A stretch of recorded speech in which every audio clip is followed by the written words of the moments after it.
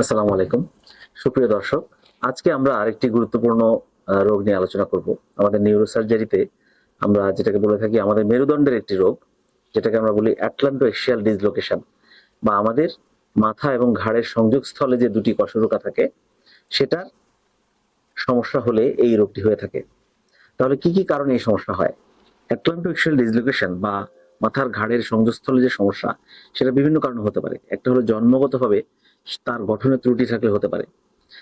সেই হাড়ের যে লিগামেন্ট গুলো বা তার আশেপাশের মাসলস গুলোর সাপোর্ট যদি দুর্বল হয়ে যায় বিভিন্ন রোগের কারণে, রিউমাটয়েড আর্থ্রাইটিস, অথবা সেখানে যদি কোনো জন্মগত ত্রুটি থাকে গঠনের, হাড় বাঁকা রোগ, সেসব কারণে হতে পারে। অথবা বেশিরভাগ ক্ষেত্রে আমরা আঘাতজনিত কারণে পেয়ে থাকি, ট্রমাটিক সাবলাক্সেশন যেটাকে বলি, সেসব ক্ষেত্রেও হতে পারে। তাহলে এই রোগে হাড় সরে গেলে বা আমাদের ঘাড় মাথার সংযোগস্থলের যে সরে যাওয়া রোগ, এই রোগে কি সমস্যা হতে পারে?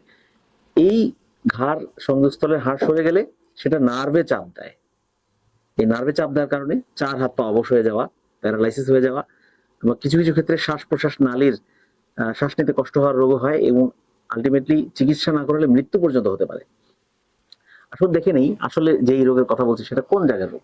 আমাদের এখানে একটি স্পাইনের মডেল আছে, আমরা দেখতে পাচ্ছি এই মডেলটায় কিছু অংশ আছে মাথার খুলির পিছনের অংশ, বোঝানোর জন্য যে এটি একটি সংযোগস্থল।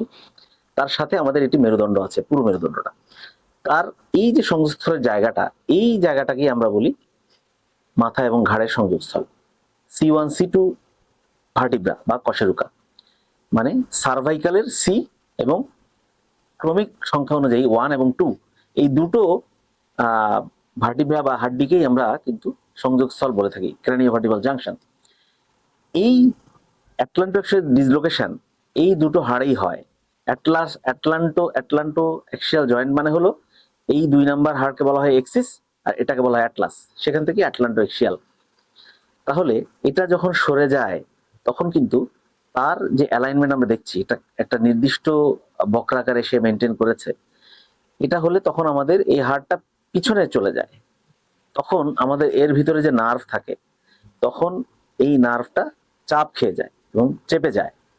নার্ভে চেপে যাওয়ার কারণে নার্ভের থেকে যে সিগন্যাল গুলো পায়ে হাতে যেত, সেটা ঠিক মতো যেতে পারে না। এই জন্য আস্তে আস্তে হাত পা শুকিয়ে যায়, হাত পায়ে শক্তি চলে যায়, প্রস্রাব ধারণ ক্ষমতা চলে যায়, অনুভূতি চলে যায়।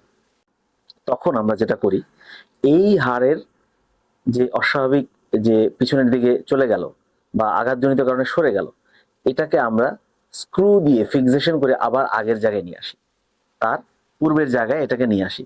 এবং এটা করার কারণে ভিতরের যে মেরুদণ্ডের ভিতরে যে নার্ভ, আমাদের স্পাইনাল কর্ড, সে আবার জায়গা পেয়ে যায়, তার পূর্বের জায়গায় চলে আসে এবং হাত পায়ের শক্তিটা ফিরে পায়।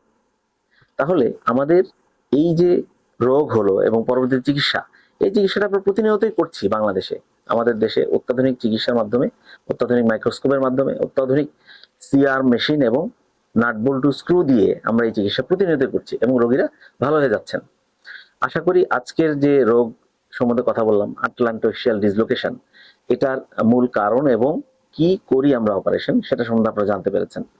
এই ব্যাপারে আপনারা আশা করি সচেতন হবেন, আপনাদের প্রতিবেশী সবাইকে সচেতন করবেন।